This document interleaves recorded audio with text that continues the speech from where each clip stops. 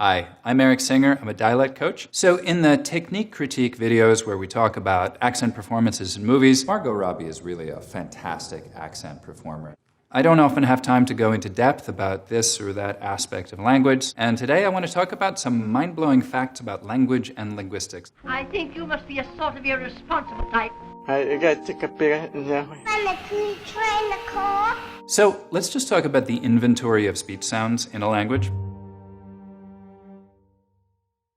English has about 42, 44 distinct speech sounds, depending on the accent, the variety of English.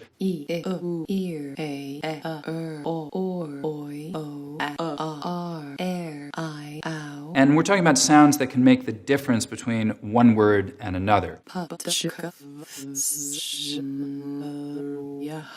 English has an E sound and an I sound, which can change the meaning of a word. Beat is different from bit. Other languages may not have both of those sounds in them. What is the largest number of speech sounds that a language can have? Turns out it's somewhere between 90 and 110, depending on how you count them. A lot of the languages with the largest sound inventories turn out to be click languages because there are lots of ways that you can combine those clicks. Let's have a look. The three clicks are or the C, which is pronounced, and the Q, which is pronounced D. On the flip side, what is the smallest number of sounds that a language can function with? Turns out it's about 10 or 11. The Piraha language in the Amazonian basin is one of those languages. So there's a huge variety there in the ways different languages work.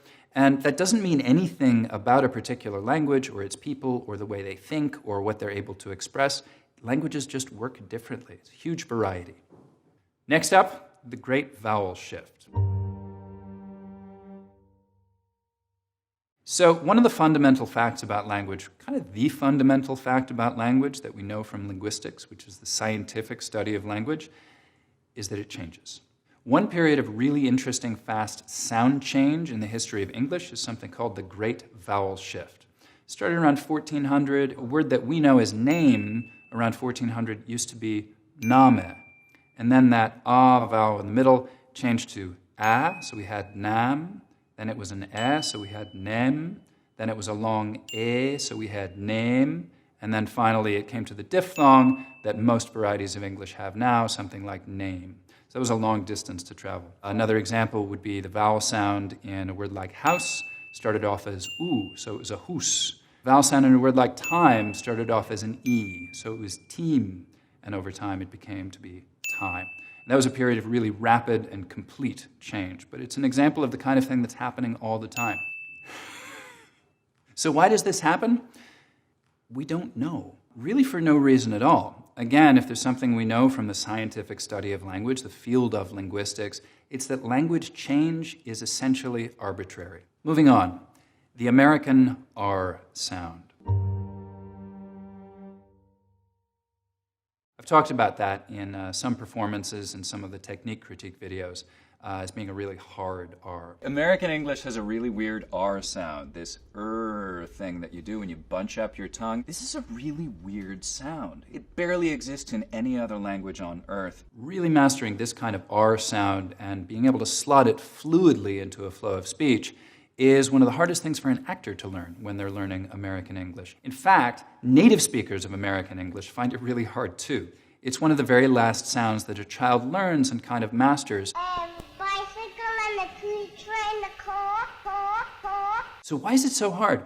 It turns out it's really complicated. It's a weird set of things we're doing with our tongue when we make that sound. Mostly, the weirdest thing is that the sides of the tongue are sort of coming up. You can imagine kind of if I'm a tongue and I'm raising my shoulders, the sides of those tongue will come up and they'll make contact with the upper teeth, the molars and the bicuspids on either side.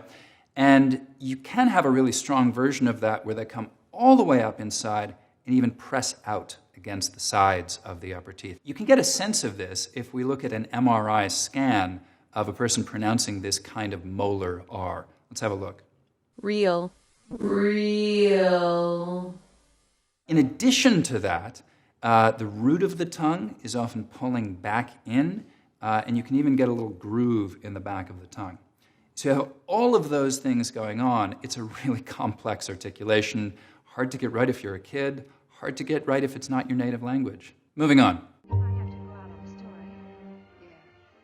There's this accent that often gets called transatlantic or mid-Atlantic, as though somebody were maybe born on an island halfway between the US and England. You can hear a great example of this accent here. Fill these forms out at the desk over there and bring them to me. Here's another great one here. Do you mind if I ask you a personal question? Why, yes, of course. One of the things that's really interesting about it is it's essentially a made-up accent. It's synthetic. It's not a way that anybody talked natively. I think you must be a sort of irresponsible type. So this is an accent that was essentially invented in its earliest form by one guy, an Australian named William Tilley, who at the end of the 19th century thought that there might be something to be gained by everybody who spoke English speaking exactly the same way.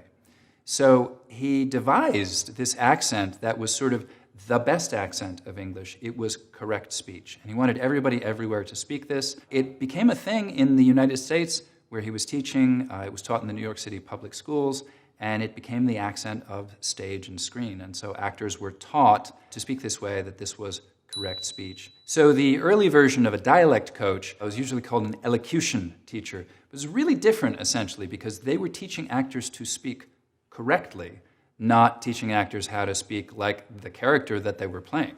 So this mid-Atlantic accent, this perfect correct speech, that's this synthetic created accent. I wouldn't have lost them for the world. They were all mementos. So that's why we hear that in old movies all the time.